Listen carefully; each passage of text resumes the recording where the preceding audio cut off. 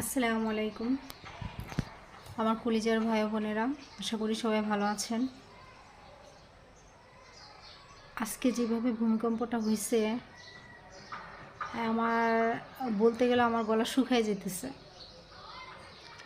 কথা বলতে কষ্ট হইতেছে মনে হচ্ছে। এরকম আমাদের বাড়িটা এমনভাবে দুলতেছিল, মনে হইতেছে কি যে দোলনায় বসে আছি ওইভাবে দুলতেছিল। আর মনে হচ্ছে যে এই নাকি ছাদ মাথার ওপর পড়বে, বাড়িটাও হয়তো ধুলে মানে কাই থেকে পড়ে যাবে এরকম।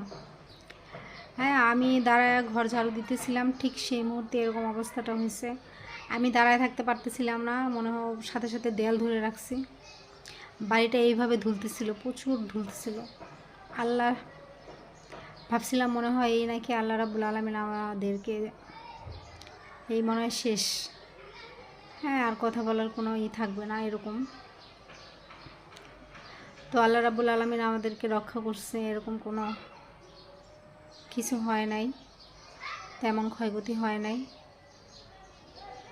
তো আমরা ভালো আছি আলহামদুলিল্লাহ। বাংলাদেশে অনেক জায়গায় অনেকেই সম্ভবত অনেকের ক্ষতি হয়েছে, অনেক কিছু হয়েছে, কয়েকজন মারাও গেছে। তাদের জন্য, যারা মারা গেছে তাদের জন্য দোয়া করি আল্লাহ যেন তাদেরকে বেহেশত নসিব করুক।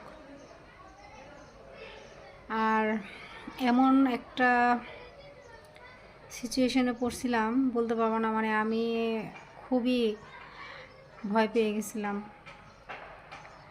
আল্লাহ যেন এরকম কোনো দিন এরকম পরিস্থিতি কাউকে না ফেলায়। সবাইকে যেন আল্লাহ রাব্বুল আলামিন ভালো রাখে, সুস্থ রাখে, সকল বিপদ আপদ থেকে রক্ষা করে। সবাই দোয়া করবেন, সবার জন্য সবারই দোয়া করা উচিত। আল্লাহ হাফিজ।